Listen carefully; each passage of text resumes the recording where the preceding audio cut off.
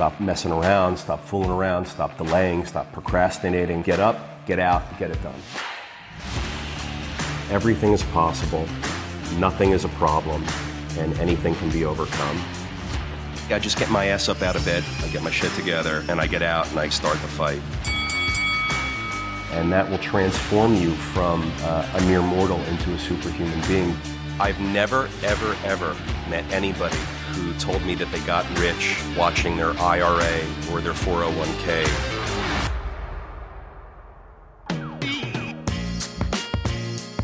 Welcome back to the Daily Cash Flow. How you doing, Peter? Happy Thursday. Happy Thursday. Hello, everybody. Welcome back. Today, I wanted to start off talking about the Mutter Museum. In Philadelphia, right by me. In Philadelphia, yeah. So it's been around like 160 years. It's an institution, this medical museum that it's really known for these kind of medical exceptions and oddities, right? Yeah, these really got like crazy. Albert Einstein's brain. Yeah. Grover Cleveland's cancer tumor. Wild. All sorts of things, right? And so recently they've been coming under fire for various reasons. There's some reasons that may be accurate, some may not. I'm not sure. We're kind of discerning that right now. But this business is like going out of business. I think they're being forced out of business in the current sort of socio-political landscape that is out there right now. It's really wild to watch. I mean, this place is an institution. It's been around, as you said, for 160 years. And there's no other place like it. So it's not like if this place goes away, the market will still be served by the other 20 places that exist in other cities or elsewhere. I mean, this is it. And it's a really wildly unique place. And it provides services and education and exhibits that are very specific. And a lot of people learn a lot of things from the Mutter Museum exhibits. And it has come under fire, and it's being pressured, not unlike, we hear about these politically charged things in our schools with CRT, and we hear about all the divisive stuff happening in our world with every social movement and social justice perspective. And it's really become a part of that, but it's a wild thing to see, George. It's a business just trying to have a fair shake at things, and it's really being shut down. Really interesting to see. I mean, there's people that are losing their jobs, that are leaving their jobs here because they disagree. Long-time employees disagree with what's happening with the Mutter Museum and the dialogue that's now surrounding it. So they're just pulling the ripcord and leaving. And I don't know where else they go with the very specific skill set and background and knowledge that they have. So it's really a shame to see that happen, because you want these talented, very skilled, very niche, educated and skilled people to be able to work and exist somewhere in a place where they can provide services and education. And it just looks like this place is perhaps up against a rock and a hard place. And they're not able to run their exhibits the way they're used to running their exhibits. They're being forced to change and shut them down and conceal certain exhibits, never to be put out in the public view again. Just reminds me of a lot of things going on. I wish there was a different dialogue that could occur. And in fact, I recall you had read the response to the article discussing the challenges that the Mutter Museum was facing. Yeah, so it seems like the criticisms that have been lobbied so far were that some of the exhibits were either the provenance was unknown, so they were taken from indigenous peoples, and that was something that needed to be kind of reconciled. I think there was also a medical component, that people that actually had the conditions that were being displayed in the museum could come and see it. And some people, this was the response that we talked about off camera, was that this person, Riva Lair, who's a disabled artist, she used that word, not mine. This artist had spina bifida and defended the museum because she had gone there and experienced displays concerning her condition. But she did say that there could be a more nuanced and more kind of humanized response to some of these conditions that were being displayed. And so if the exhibits were being rehabbed to do that, that would be great. But to get rid of them entirely would be doing a disservice. Fair. Coming from someone who is part of that community. Yeah, part of the community. So that's a fair response. That sounds like a reasonable discussion to have. Yeah. Change the nuance, change the talking points moving forward. It seems like from the article that I read, the discussion that they were having was to eliminate these exhibits and highly, highly modify the purpose of the museum and the exhibits that it displays. It sounds like a lot of the same stuff that we've been hearing so much all the time lately, very divisive, very polarizing. I'm right, you're wrong. What I say is good, what you think is bad. You're the horrible enemy, and all that craziness. It's divisiveness, and I said craziness. I mean divisiveness. Yeah. George, I don't like it. I want to see communities, countries, nations, and peoples come together and be together. I don't want to see this division. It's not the world we live in today, and we see examples of it every day. Here's another great example, fresh in our faces, close to my home, near me in Philadelphia, the Mutter Museum. It's been around for 160 years and under attack because the exhibits it displays isn't sensitive enough for some people for the provenance, the history, the recognition. I mean, it's a medical museum. Yeah. I don't, to me personally, I just want the data. I want the facts. So I have to form more of an opinion on this, but maybe their exhibits are factual. Maybe they are absent certain things that should be part of the information that they provide to people.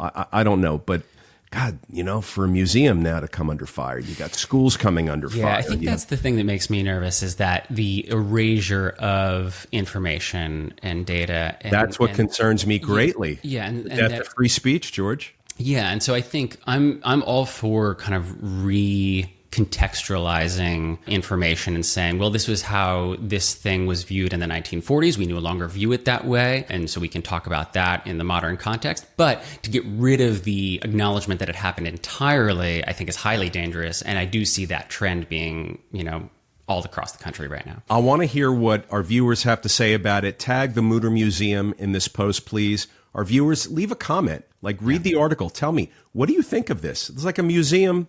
They're under a lot of pressure. Is this the right direction? Is it not the right direction? Why or why not? I think it might be more of the death of free speech, but if you disagree, I want to hear from you. So there's this Supreme Court case. This couple from Washington State is requesting a $15,000 tax refund. The tax refund case. Yeah. I remember reading about this. Yeah, really Go interesting. Ahead, please. So I wanted to touch base with you and see what you thought the implications of this were going to be and kind of what the heart of the matter is with this, because it's kind of it's not a super complex case, but I think it's something that can be misconstrued and kind of politicized in wrong ways sometimes. So at the heart of this case is a couple from Washington. They're seeking a $15,000 tax refund from the IRS on income that the IRS said that it earned, and therefore it taxed them, and they paid it. They want a refund back. And the issue is that this couple is claiming the shares of this company that earned the income is an offshore company. It's not in the United States. They never had the money distributed to them. So they were never paid income on which they paid $15,000 in taxes. They're not in control of this company. They're not management of the company. They're not on the board. They have the shares of this company. Right. And we often see this. It's called phantom income. Phantom income is when you are taxed as if you had received the income in your bank account, but you haven't received it. And when you own shares, certain types of shares in certain corporate structures, there can be phantom income. It's a very tricky thing, and people in business, no matter what industry you're in, have to be aware of this and watch out for it. Phantom income is when your shareholders have to pay a tax on money that they didn't receive from a company that earned the money elsewhere, not in the United States, and the shareholders don't control management. They don't control the company. They just have these shares. Right. Selling the shares would generate all sorts of other tax mess.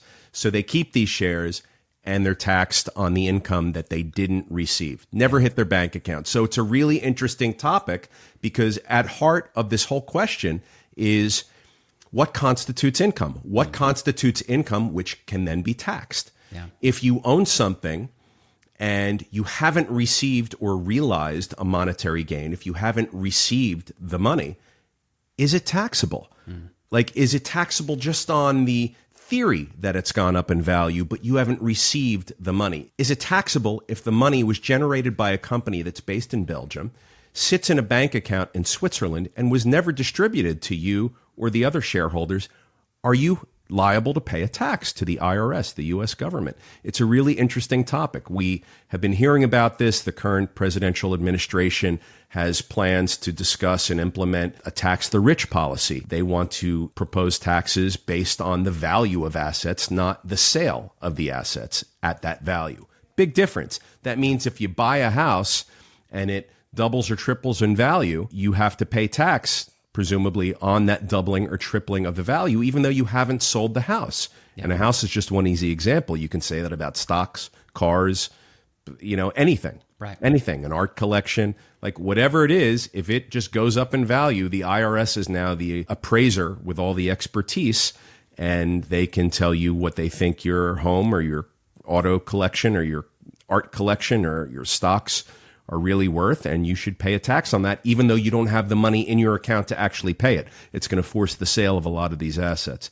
if this were to ever come to fruition. So it's a really interesting Supreme Court case, because depending on how the Supreme Court rules, George, stare decisis, right? Mm-hmm. It could set a precedent.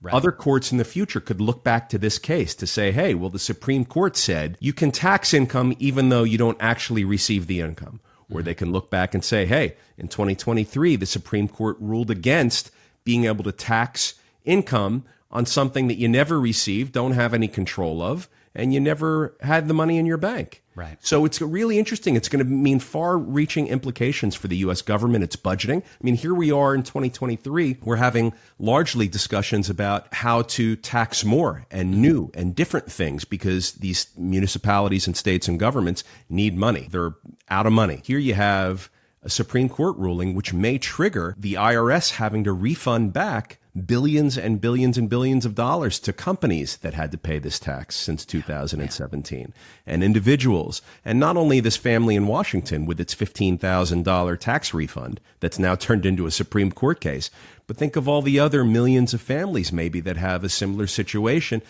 It's going to be a mess, but it's a really important mess to go through, because it's going to establish the bounds and the abilities of the U.S. government and its taxing authority, the IRS, for the foreseeable future. So keep an eye on this one, because, look, in Europe, they have things called the wealth tax. Mm-hmm. They do that in Europe. Yeah. They say, like France, for example, wants to tax you on the value of your paintings. Mm-hmm. And a lot of people keep their paintings across the border in other states, so that they don't have to claim that it's in France, and therefore it's not subject to the wealth tax. Right. Yeah. I mean, this is an interesting thing. If we were to go in that direction, it would be very controversial, to say the least, probably another yet polarizing and divisive topic in our current world. Yeah, absolutely. But I think it's going to have very severe economic and business implications for our government and its budgeting. And I think it's going to have far-reaching and future implications for how taxing and tax policy is created and implemented, for sure.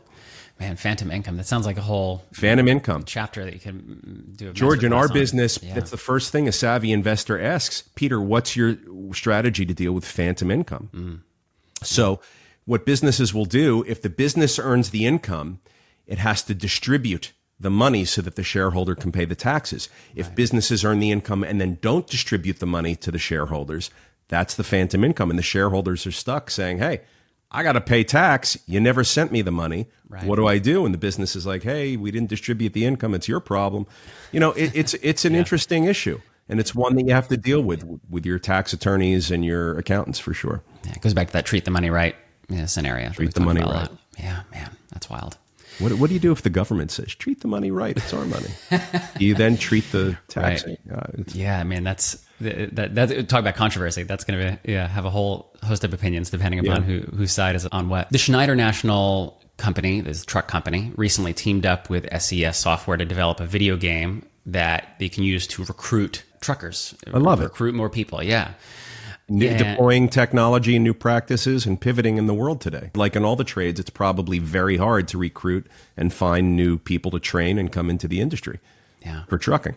It's apparently very popular. That, and I know the military has been using this tactic for a few years, and I think it was one of the most popular tactics that the military has used. Look, it's catering to the world today. People are on video games. Young people are playing video games. That's how they're spending their time, and they're indexing. So they're running ads on these video games? Yeah, so it's like you'll be playing a video game, but then the pre-game ad will be this other game that you can play while you're waiting, and it'll be related to either, in the military's case, it was a single-person shooter, or in the trucker's case, it's a driving game. Okay. Yeah, and then it'll be like, if you like this, come and work for us, and that's kind of the thing. And apparently, it's very successful. Fair game. Sounds reasonable to me. Very creative. I like it. Sort of like how IKEA is incentivizing people to drive to their stores, and Amazon is paying people $15 or $10 a package for them to come pick it up rather than for Amazon to deliver it to them. I mean, things are changing. You have to be able to pivot. Yeah. But this sounds like a reasonable marketing plan. I'm curious about kind of the prevalence of these new tactics in advertising and marketing. As a business owner, as an entrepreneur, like how do you think about those components of your business, of advertising, marketing, getting the word out there? Either it could be with recruitment or maybe just with clients. And I think about it all the time. I'm a small business, so I don't have tons of recruitment pressure. Yeah. Like these big organizations like the Schneider Trucking or the U.S. military, to name just two. I'm always thinking about my messaging. I'm always, in fact, George, there's only a few things that I touch, and I touch only in my company. I touch anything that's a balance sheet issue. I don't hand off balance sheet issues, and I don't hand off anything that's marketing or messaging. I want to see anything and everything that gets authored by our company and then sent out for public consumption. I want the final say on it. I don't want anybody else to decide when they hit the send button or when they post something or when we purchase an ad or run recruitment ads or anything like that. I want the messaging to be our messaging, the words specifically chosen by me. And I want to make sure that we're really targeting in on our desired audience and we're using the right phrases and terminology, and it sounds right. Like we don't sound like idiots, and we don't sound like corporate stiffs, and we don't sound like, you want to sound right. I think it's so important. And with all the copywriters and the marketing firms and the ad agencies and the social media marketing agencies, I mean, the message from the top down, from the owner or founder down to what the public consumes, often gets diluted. Yeah. So for me, I find that controlling the messaging and really curating it properly is so important. So important for me that I won't hand it off to anybody else. All of that has to come across my desk for my stamp of approval. I don't want anyone else deciding how to say what I'm thinking. I feel like that's such a central thing, especially as you get more and more successful within a business, is what is delegated and what is, well, George, and, look at our work together. We shoot these podcasts, you make shorter format pieces of content, and you send it to me. Why? Totally. Because you want me to see it. You want me to approve it. I like that you do that. I like that we work this way. Yeah, absolutely. It's very important to me. If I see something that's off or that doesn't sound right, or I think I want to change, we talk about it, and you edit more, or we don't put that piece out. That's how I feel about it, very, very strongly. So anything that's consumed by the public outside the office, I want to make sure that I have oversight on and involvement with. And especially right now, because oftentimes social media is the only way that people are even coming in contact with either you or other businesses. And so you need to make sure that voice is really accurate and a real representation of who the person is. Yeah, look, you may get lucky. You may hire someone or find a marketing agency that is really astute and in tune with the verbiage and connecting the messaging to the target audience, and just it sounds right and it looks right and they speak correctly and they deliver your message accurately. You may have that, and that's great if you do. I think it's really hard. Most people don't have that. So every person, every computer, every message removed from the original person who said it, the founder, the owner, the creator, it's just diluting that message, and it's not great. In business, we want to stay on point, and we want to really have a point of difference and be differentiating all the time. And if you just get watered down, then you sound like everybody else. So try not to get watered down. Keep your point of difference in your messaging, in your marketing. That's how you build your brand. That's how you cut through the white noise with a message that can be absorbed by your audience. And you have to really manage that stuff. Otherwise, you're just another blade of grass in the field. You have to have a differentiating point. You have to have a message that cuts through and sticks out. Don't let your message get diluted and watered down by a marketing manager and the marketing staff and the advertising agency and the social media marketing people. By the time your message gets out there to your target audience, it's not going to be your message anymore. It's someone else's message. Yeah. So this is a message that is very clear, but it didn't seem to help its owner very much, in that you heard about this anti-capitalist coffee shop in Toronto that lacked capital to continue to stay in business. Wait a second. All right. It's important to be specific here. Yeah. It's an anti-capitalist coffee shop. Yeah, so very specifically, it's an anarchist cafe. That's Anarchist the name. coffee shop, but they're anti-capitalist also because, all right, in Toronto, Canada. And did they lack the capital or did they lack the revenue? Did they just not do enough business? It seems that it's the latter. Call it what it is. Yeah, it seems like it's the latter. So, there's this quote from the owner on their website. They said, "Unfortunately, the lack of generational wealth / seed capital from ethically bankrupt sources left me unable to weather the quiet winter season or to grow in the ways needed to be sustainable longer term." Left me unable. The fact that there were no sources of capital who wanted to lend, fund, or invest in an anti-capitalist coffee shop is what he's saying the world did to him. Mm-hmm. They left me with no ability to weather the storm, to sell hot coffee in the wintertime in Canada. Mm-hmm. You know, that's like selling, like, I don't know, how can you not sell coffee in the desert, that's hot in the wintertime in Canada? So was it that he was left unfunded by the society of financial institutions and investors at large, or is his business just a shitty business? And, you know, Starbucks and Hortons was doing fine in Canada. Mm-hmm. Like, what was this guy's problem? Why couldn't he sell a hot cup of coffee in Toronto in the winter? Right.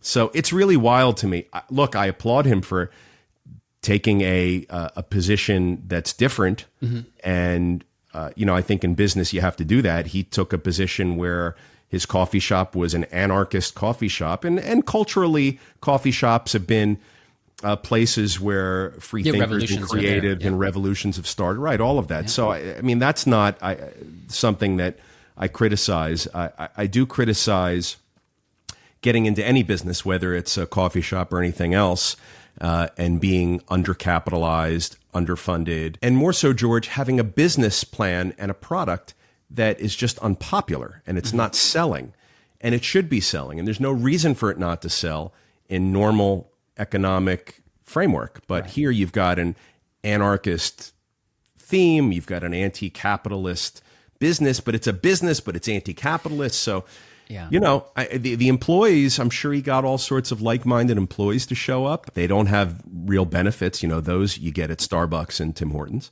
It's great for a millisecond. You know, you get to fire up your audience. You get to rally your troops a little bit. I could see that being a thing. And maybe he had his 15 minutes of fame. I don't know how long the store lasted, but it's amazing to me that you want to get into business without a concern for being able to have a successful business. Right. It's like a capitalist effort in an anti-capitalist movement. I think it's confusing to me. Yeah, it's very difficult. I think the thing is that the world is capitalist, like that we've now become even. Well, certainly our country, and certainly Canada. Certainly Canada, although it's a little diluted from our version of it. But no, of course. But I think even if we're talking about, say, China, which is socialist, or other nations that have contrary kind of economic models, they're still working within a capitalist framework globally for the most part. And it's this tricky thing of like, how do you kind of rebel functionally in that way? And what came to mind is this article we both read was Yvon Chouinard from Patagonia. He's a billionaire, very, very successful businessman, but is really very anti-capitalist, but he used the resources of his business, of his successful business plan, to fund some of those causes that he believes in. So let me just point out a key difference. And you're right, Chouinard is all of those things. Yeah. Chouinard got into business to be in business. Like, he had all of his feelings about capitalism and preservation and nature. Like, he had all of that stuff. But make no mistake, great businessman, shrewd, and he's successful because he cut through it all, and he didn't let his passion for anti-capitalism and natural preservation to get in the way of his business being successful. He realized that he needed a successful business and wanted a successful business in order to take that wealth and those resources and deploy it into these other areas that he feels strongly about. That's a key difference here, because I think what strikes me about the person that opened up the anti-capitalist coffee shop in Toronto, Canada, is that from what I read, it seems like they were just doing it to kick and scream. And there was no real thought given to the business of running a business. Like, you can't be anti-capitalist if you're out of business.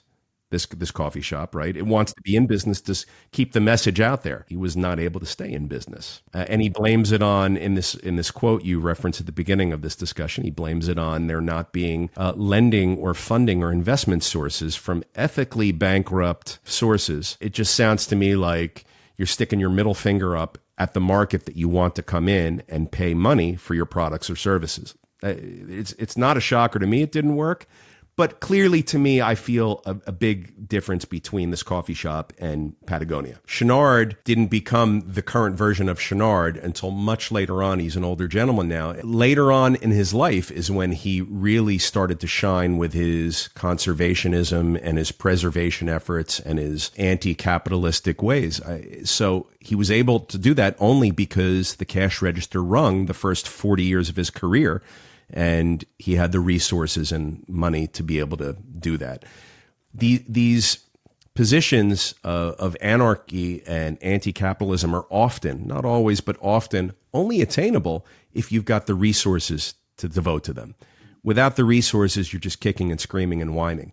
Chenard had the resources. This coffee shop owner, no resources, shitty business plan, poor product, couldn't sell hot coffee in the wintertime in freezing Canada, whereas competition was doing it just fine. So if his competition's able to sell the hot coffee, clearly this guy at the anarchist coffee shop didn't have enough focus on the business or the product and was more concerned with the messaging that he was trying to put out there. But this is an hysterical conversation you have to acknowledge because you have someone who got into business to talk about how it's bad to be in business. So no doubt he went out of business. I could talk about this for another 5 hours. I have so many questions, but I don't know where you go with that in your life and in career. But look, if you don't like capitalism, if you don't want to be in business, you don't have to be. You don't want to work, you can move to a place where they take care of you. You have choices. But if you want to live in the United States, or if you want to be in Toronto and open up a business, you need markets, you need customers, you need all these things that you inherently at your core hate if you're an anarchist and anti-capitalist. So I don't know. I'm confused. Someone please explain it to me. Yeah, I think it's definitely above my pay grade to figure it all out. I was researching a bunch of different kind of anarchist communes before we got on to the podcast because I was curious, how many of those exist. And so, but it's tough because, like I said, just like the capitalist situation, you're surrounded by a framework of statehood, a framework of nationals. And so if you want to create an anarchic state, it's, antithetical. So it's tricky. So we'll keep an eye on the anarchic cafe, see if there's any sequels to come up in Toronto, or maybe he'll move to Montreal and try it again. Some of our most popular content has been surrounding this concept of maintaining and increasing momentum through what you call little wins. What are some little wins that our listeners can focus on achieving this summer? Man, I've had this conversation recently with someone close to me. Get up early, make your bed, work out, meditate, read, then start your day. Then get into your work or your school or your business or whatever it is. Then head to your job. But wake up a little earlier. I mean, it's such a win to wake up earlier. So many of us just sleep our way through to the last possible minute. And we think that can never change. That's just the way we are. George, it's not true. Get your ass up out of bed. Get started. Make your bed. That's the first small win. Take care of yourself, your mind and your body. That's the second small win. And those are big wins, not small wins, by the way. Attack your day with vengeance and be fierce about it and with purpose. And don't be late to things. And look people in the eye when you speak and stand out, have a point of difference with people, have them remember you. We talked about so many ways to do that. Give gifts, write handwritten notes, follow up. So much is in the follow-up. Look people right in the eye, smile, make them feel important. People remember more than what you say to them, how you make them feel. Are you making people feel good? Or are you making people feel abrasive like sandpaper? I've got someone else who's close to me. She's been in my life for a long, long time. Historically, a long-term friend. I'm a loyal guy. But let me tell you, she is a pain in the rear. She's very abrasive, very difficult, like sandpaper, doesn't seem to have a grasp on how to communicate with anyone. She's got a temper and woe is me attitude and look what the world did to me. And this is a person, I'll just tell you, who's very fortunate in health, in her own health and finances. And she's not She's doing okay. Yeah, she's doing okay, but she's got this attitude. Attitude is everything. If you can change your attitude, George, it's such a huge win. Again, not a small win. Attitude dictates so much. Mindset, attitude. Get that stuff right, and it's a big win. But all those little wins that we say are little, they add up to an entire day. We're awake for 16 hours a day. What are you going to do with those hours? How are you going to spend the time? Are you going to be abrasive, angry? Are you going to be a victim? Are you have a woe is me attitude? Are you going to be a Debbie Downer? Who likes to be around a Debbie Downer? I don't. Like, I just steer in a different direction. You know, you can choose your attitude. You can choose your reaction. You can choose your actions that you take. All of that stuff goes a long, long way to creating habits. You know, momentum, it's so important. Having the right attitude, it's so important. The little wins. You don't have to hit a grand slam every time. You can bunt and get on base. You can hit singles every time. I'd rather hit a single every single time I got up to bat as opposed to hitting a home run and then striking out 10 times, then having a triple, then striking out 10 times, then having another home run. I mean, I'd rather have a base hit every single time all day, without a doubt. There's lots of ways to get those little base hits, but it's about fundamentals and it's about basics. Just be a nice person. Don't let the day dictate to you. You dictate the day. Attack your day, man. It seems so like hocus pocus, but I got to tell you, it's for real. And people wanting to figure out how to gain momentum and how to get started. You get started by getting started. You got to take a step. You know, if you never take the first step, the second one never occurs. So for me, all the little things that rev up the engine and get us going are so critical and so crucial. And they're overlooked because I think in today's world, people want that home run or that grand slam right away without having trained for it, without having put in the work and the effort and the miles. They want the big win. They want the big payday. They want the big touchdown. They're not ready for it. They haven't prepared for it. They haven't earned it yet. So you have to have the little wins as part of your foundation. It's fundamental stuff. It's with everything in life. You need to have the basics, the fundamentals down.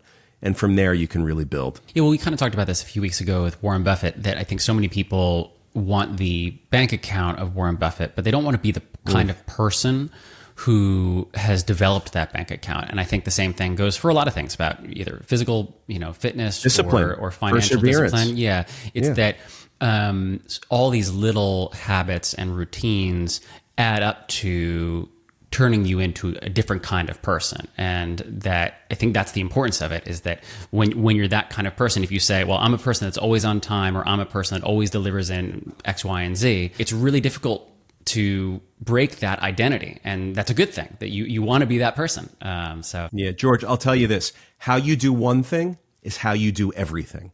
So if you are watering the plants outside and you get halfway done and the dinner bell rings and your husband says, dinner's ready, honey, and you drop the hose and go in without watering the rest of the plants.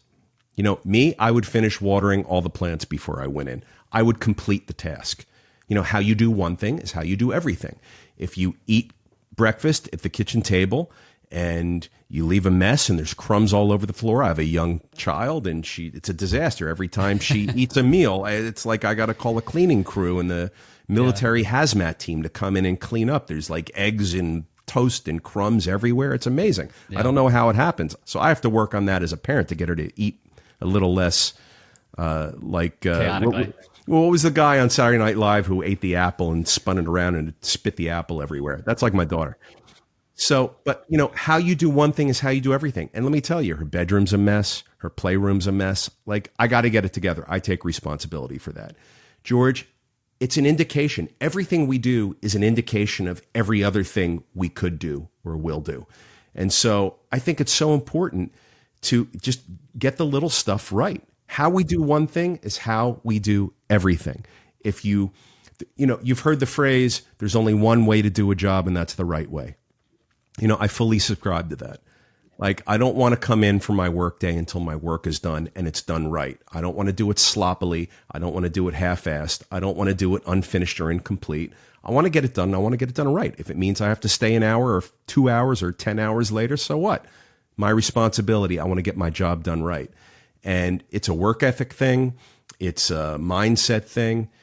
How I do one thing is how I do everything. I do everything. I try with precision, with mindfulness, with a sense of completion, always with a sense of quality and concern for impact on my peers and my customers and my employees. I want to be able to cross the T's and dot the I's all the time. I always have a sense of urgency, and I'm always really detail oriented. And so for me, I was able to develop those skills. I didn't always have those skills, George. I was a sloppy mess myself. So I saw firsthand that when I was a sloppy mess at one thing, I looked at the rest of my life and I saw that I was a sloppy mess in every other area in my life. And it wasn't until later on in my life, after school, after college, I should have had my shit together. I really didn't yet. And I was a little sloppy. I was a little, gunning a little bit. I was a bit of a wild cowboy in a lot of ways. And I needed to get my shit together and button it down and pull it in. And when I got my act together and I saw that I was doing the little things correctly, the big things also happen correctly. George, the big things will never come if you can't do the little things. The big successes will never come if you can't achieve little successes. And little successes can be making your bed and not being late. I mean, those are wins, Those are wins. But the big stuff's never going to come if you can't do the little stuff. So don't even try to get the big stuff without having your foundation. I am not what happens to me. I am what I choose to be. This is a quote by Carl Jung. Carl Jung, yeah. Yeah. And it sounds like a theme we're on right now. Yeah, it does fit in a lot with what we've talked about today. I've heard you use this many times. What does that mean to you, and how does it help you on the path to success, that quote? In a world where it seems like we're not in control of much, you've heard me say it before, what we are in control of is our mindset, our actions, and our reactions. That's what we can control. Yeah. So what are you going to do? Are you going to stand around and mope and cry and be a victim and not take action when you could take certain actions to materially change the situation that's bumming you out? Like, I can't do that. I take action. I want to be responsible for steering my ship. And I think the more people can do that, the way better off they would be. So for me, I don't want to let things happen to me and then I sit idly by and just don't do anything about it. I want to take action. If I need to move, if I need to pivot, I got to do that. You do too. Yeah. So I am not what happens to me. I am what I choose to be. Everything in life is a choice. Everything. Yeah. Are you going to choose happiness? Or are you going to choose grumpiness? My friend who I was talking about before, she's a grump. Yeah. She's a grump, man. It bums me out. Yeah. And I have another friend who's, again, historical legacy person. I'm a loyal guy. I don't write them off. I may choose to spend less time with them. I may choose to spend different types of time with them, have different types of conversations. Yeah. But they're still my friends, and they're in my circle of love. I just made that up. But, I'm loyal. I'm not just going to write them off completely. But I have this other friend who's just a total victim, blames everything and everybody else for all the things that happened to him. He's a guy that started businesses and worked at companies and just moved around a lot and was never able to really gain any traction with anything. And he really blames everybody else but himself. He looks at people with that lens. And it's really a handicap for him. It's really a bit of a cancer for him. He's sick. He's sick with it. And it holds him back. He's a smart guy. He's a capable guy, but he can't execute because he's so held back by this awful mindset. I'm going to say awful mindset. And it handicaps him. Yeah, well, because that framework, you give up agency, I think, whenever you view the world in that way. And that, if you say, well, I have been, all these things have happened to me and I have no control over it. I think that's the key, is that it's not denying that those things happen, that there are tragedies. What are you going to do about it? Yeah, there are tragedies and terrible things that do happen to people all the time. And that's absolutely something that we should acknowledge that's real. But if you say, I can't do anything about it, then you've already submitted to, well, I've given up all the agency that I can possibly have. Don't like your career? What are you going to do about it? Don't like your job? What are you going to do about it? Don't like the business you're in? What are you going to do about it? Don't like the people working for you? What are you going to do about it? Don't like the state that you live in because they tax you too much? What are you going to do about it? Don't like the school that your kids go to? What are you going to do about it? These are the things. Don't like the person you're married to? What are you going to do about it? Don't like how your child's behaving? You're going to continue to let your child behave that way? What are you going to do about it? These are all the kinds of things that come to my mind. Like, you can do so much. Like, you got in a bit of an accident and you're injured. What are you going to do about it? Like, you're going to be angry and mad, or are you going to rehab and power your way through it and build strength and rise up from the ashes like a phoenix. Yeah, it makes me think of there's this kid. He's a man now. He lifeguard in Ocean Grove that I grew up with. He became paralyzed a few years back. He dove into the water and kind of just landed wrong. But over the last, I think it's been 5 years now, I think, he's been developing the ability to walk again and move again. Wow. And like the perseverance is just, I think if there's any doubt to me that like you can go way beyond what people think is possible, it's by viewing that. And obviously, yeah, you can't possibly make that amount of effort, that Herculean effort, without saying, well, I got to do the work, I got to do the thing. And like, I can't say that I would necessarily have that internal strength, but it's amazing to see in him. Well, you would. I know you, George, you would. I like to think so. Yeah. But I'm glad to hear that story. I'm glad to hear that this person is getting off their ass and taking they're doing the work. Business. Yeah, they're doing the work. Yeah, no, it's an amazing thing. Which leads us to the last thing, and it's really very tied in, this quote that I'm seeing all over the place: one day or day one, which is it for you? I love that. Yeah. And it's kind of the same kind of theme that we're talking about. Are you, or have you recently been on day one of something right now? Every day is a day one for me, because I've always got new things that I'm trying or investing in or evaluating, or new people that I'm meeting, or new relationships that I'm building.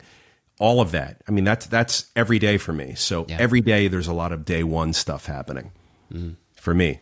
Yeah. And look, that's part of growth and moving forward. It's very important to me. So, I stack my days with lots of day one situations. Yeah.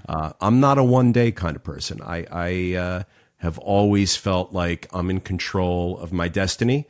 And I was always unemployable. I couldn't go work for someone else. I might ADD and I had the heebie-jeebies and I was non-compliant. I was a horrible person to hire into your company. So I knew that I had to be in charge of my own destiny. I needed a situation where I could control outcomes more likely than not. Yeah. And so the path that I have been on for the past 30 plus years has been one where it allows me to make decisions and be in control. And I have to keep pushing forward, and have forward movement's a big part of that. Yeah. So there's a lot of day one for me. Yeah. I'm never afraid to try new things, and I'm never afraid to say, well, I'll do it today because I don't want to do it tomorrow. Like it's so easy to procrastinate. Yeah. It's so easy to say one day, right? We do it with so many things. That's why I think a large part of the world is just miserable, because we don't take the action that's necessary, and we put off what we should do today for another time, and then we never get to it. So for me, I'm a big day one guy. It's also really powerful to think about being on day one often and making a habit of starting new things that I think a lot of people are afraid to say, oh man, it's, this is going to be a 20-year venture. I don't even feel like starting because they don't want to do the work. Yeah, all they see is the marathon in front of them. But if you embrace that and are doing that often, as you have described yourself doing, then you have that kind of beginner's mind with so many things, and it really it's an invitation to kind of reinvigorate you about life, and the Shoshin, the beginner's mind. The what? So, the Shoshin. It's like in Zen Buddhism, that concept of beginner's mind and being able to always see the world new. George Robson, everybody. Yeah, it's my brand. I love that. I love that about you. Yeah. Well, that's what I got today, Peter. This has been awesome. This has been a good conversation. Thank you so much. I hope you have a great day. Cool. Thank you so much.